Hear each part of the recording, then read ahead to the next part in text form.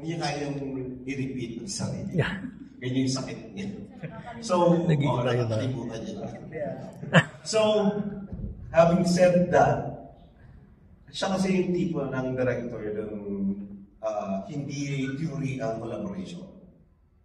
Or Ricky, hindi theory lang ang pagiging collaborator mo. Sa kanya talaga, kailangan mo i-practice na collaborator ka ng play. So kung sino yung Mary Gerard namin, siya ang magmumulde ng production. Kung paano, kung saan, anong mga choices niya. Kasi ang ibang choices niya, sa mga choices ko nung ginawa ko si Mary Gerard. So technically, iba yung version na pinadala namin sa Germany sa version na dinala, ngayon nadadalhin sa Monaco. This is like action break. Ang buhay ay pangat. So, ito yung pinaka-okay. Parang J. Si J-Lo din. Pero J-Lo dapat ang nagde-design. Siya kasi designer namin. So, ikaw ang tatanungin. Well, actually, the evolution of design. Working with Ricky, talagang every version ng ginagawa ng play na to. Parang kami nag-bore, nagawa na namin before, parang, ano ba yan? Huwag na natin gawin yun. Tapos mag-iisip kami ng mga bagong pakulo or for this one, ibang texture naman. But may mga constants kami, like, since the first staging has always been all white and red. Yun yung mga kinip namin na elements. But for the material, I explored para mag-create ng different textures on stage, and then mas I guess parang mas malaki na rin yung silhouettes ng characters for this one. And then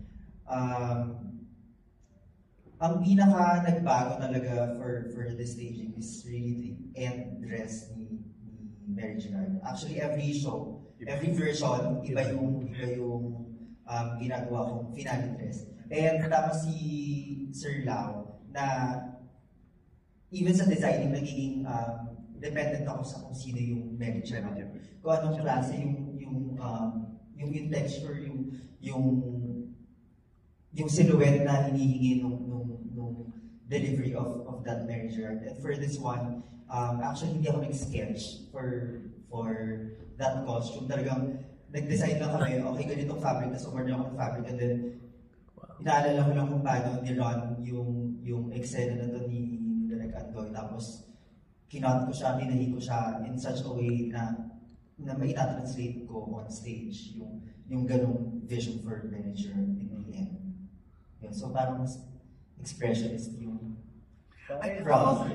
talaga expressionist, alam nyo, first time sa buhay ko, nagkaroon ng knee pads na may lace, di ba? Volleyball knee pads na may lace. Ang ganda.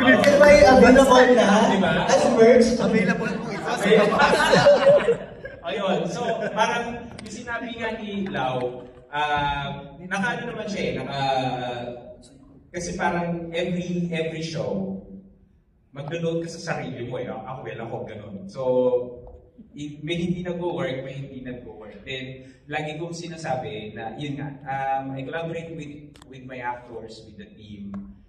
Minsan, ano lang kami mag-usap, parang yan ganito, parang siya na yung mag-fill in ng sentences, ganun yung lagi namin conversation. Then, parang in technicality, walang nakakaalam kung ano yung itsura ni Mary Gerard. So, when I choose Mary Gerard, parang ganun, pag pipili na ako ng Mary Gerard, na parang yung sinasabi nila na doon umaakla lahat. Parang yung first reading nga namin, nung narinig ko si Direk Andoy na nag-read, sige, now we will make it darker this time. So, ganun, biglang nagkabit na doon. So, ang unang instruction ay parang kung paano mo i-interpret si Mary Gerard. So, hindi siya pwedeng maging, kasi it's a disservice to women pag nagbabaibabaihan siya doon. Diba? So, parang, paano mo i-interpret si Mary Gerard? Yun yung lalabas. Kasi parang ang point, creation niya yun as an actor. Diba? So, then we go along with it. So, parang, ano yung mga furies, ano yung damit. So, ganun din, na-inspire kami dun sa playing ng actors. ano yung gagawin. So, syempre, may mga premise na kasi syempre hahanapin niya ng festival. Baka mamaya bigla nawala yung rap o ginamit ako sa festival. Parang gano'n. Pero, nagbabago siya. Depende sa kung ano yung, kung sino yung katrabaho mo mga actors. Tsaka, yun. Then, gabi-gabi kaming mag-meeting or ano na, ganito. Tapos parang minsan magsisend lang kami ng pay and then that's it. Yun. Ang beauty at good thing din kasi dun sa team dahil bukod sa maliit lang kami, madali kami mag-communicate ng mabilis. Tsaka alam namin wala kaming pera, so kailangan namin maging creative. Diba? So hindi pwede, ang dami-dami mong vision, tapos ang pera mo 100 pesos lang. Ang realidad, kailangan namin yan, may gastos yan, confetti, mga ganun. So talagang dun kami nag-exercise. Second, festival kasi yung pinupuntahan namin eh. And kailangan namin as an artist, our mandate is to create. So we need to showcase our creation. Diba? So ano yung ambag mo, ano yung gagawin mo, ano yung pwede mo ibigay, mga ganun. So ganun po yung nangyayari yung collaboration. Yun lang. Ang iba po kung nagbabago ay yung super title. Depende kung ano yung maalala nila. Charot ko.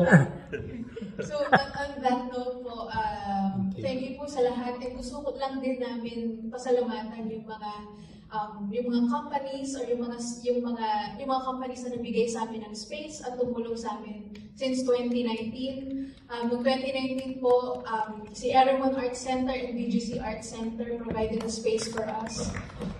Noong 2022, we were supported by National Commission for Culture and Arts and Metropolitan Theater. And then for this year, we were supported by the Office of the First Lady, Cultural Center of the Philippines, and also Fahrenheit Studios. Ayun lang po. Maraming salamat po sa inyong lahat.